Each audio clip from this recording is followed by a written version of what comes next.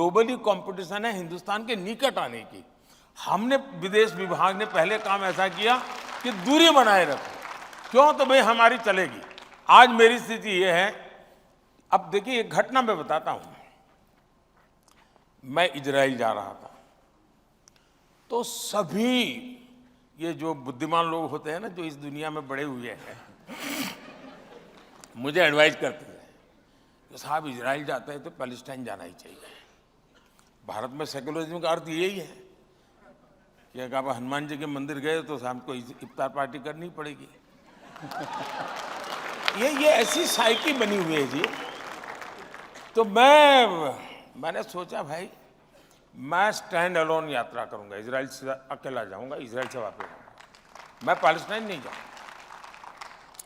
लेकिन मैंने ये कहा कि मैं पैलेस्टाइन भी जाऊंगा तो सीधा पैलेस्टाइन जाऊंगा और वापस आऊंगा।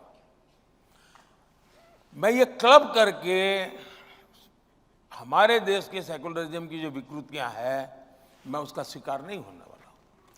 और देश की आज़ादी के बाद मैं पहला प्रधानमंत्री था जो इजराइल गया, शान से कार्यक्रम किए, तब वापिस आया।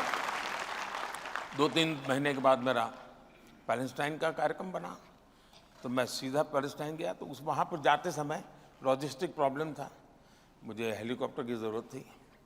मैं जॉर्डन से जाने वाला था, तो जॉर्डन के किंग जो मोहम्मद साहब के सीधे वारिस है, जॉर्डन के किंग मोहम्मद पैगंबर साहब के डायरेक्ट वारिस है, उनको पता चला कि मैं ऐसे ही वहाँ से पास हो रहा हूँ। उनका जी नहीं, मैं अपना कार्यक्रम बदल करके जॉर्डन वापस आऊँगा, आप मेरे आइए, हम बैठेंगे और आपको हेलीकॉप्टर आपके देश से लाने की जरूरत है, मेरे हेलीकॉप्टर में जाएंगे और पूरी यात्रा में मेरी व्यवस्था रहेगी।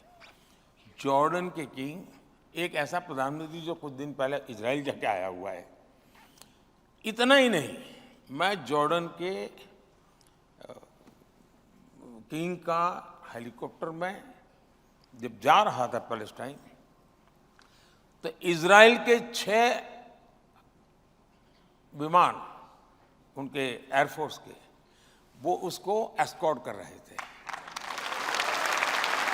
और मुझे, यानी जॉर्डन सम्मान दे रहा है, मुझे इजराइल सम्मान दे, और मैं जा रहा था पैलेस्टाइन, वो इजराइल को मालूम था, फिर भी वो मेरा सम्मान कर रहे थे। जब मैं मेरा कहता हूं, मैंने मोदी की बात नहीं करता हूं, मेरे देश की बात कर रहा हूं। और जब पैलेस्टाइन गया तो उतना ही सम्मान दिया गया मुझे पैलेस्टाइन में जितना कि इजराइल में। इसका मतलब ये हुआ, अब देखिए, अभी कुछ ही दिन पहले हमने चाबहार में एक बहुत बड़ा एग्रीमेंट किया है ईरान के साथ, और मैं बताता हूं सेंट्रल एशिया के लिए बहुत बड़ा गेम चेंजर बनने वाला है। आपने देखा होगा कल अफगानिस्तान के तालिबान लोगों ने बहुत तारीफ की है हमारे इस निर्णय की। अमेरिका ने ईरान पर सैंक्शन लगाए हुए हैं, इजराइल और ईरान के बीच में युद्ध होते होते बच गया है। ऐसी संकट की घड़ी में भी ये दुर्भाग्य है कि वहाँ के राष्ट्रपति जी, वो भी मेरे अच्छे मित्र हैं, उनको हमें खोना पड़ा।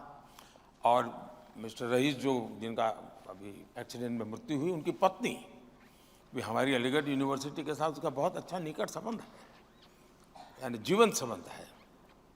तो मेरे एक प्रकार से अच्छे घरेलू इन लोगों से संबंध है। तो एक अच्छे साथी को मैंने खोया, इसका दुख भी है। लेकिन उनके मृत्यु के कुछ ही समय पहले हमने चाबहार का एग्रीमेंट किया। मैं मानता हूं कि सेंट्रल एशिया में, लेकिन दुनिया ने, किसी ने मेरा विरोध नहीं किया। इसका मतलब ये हुआ कि अगर आप अपने देश के हितों को ध्यान में रखते हुए काम करते हैं और दुनिया में, अच्छा मेरी एक बात साफ होती है, मेरे देश की नीतियां किसी तीसरे के संदर्भ में मैं नहीं करता हूं। मेरी अपनी देश की आवश्यकता है, मेरी देश की प्रायोरिटी है, उसी के हिसाब से चलूंगा। वैसा ही प्रॉब्लम है कोरिया और जापान का। ज़्यादातर नेता जाएंगे तो कोरिया जाएंगे, जापान जाएंगे, जापान जाएंगे, कोरिया जाएंगे, क्लब करते हैं।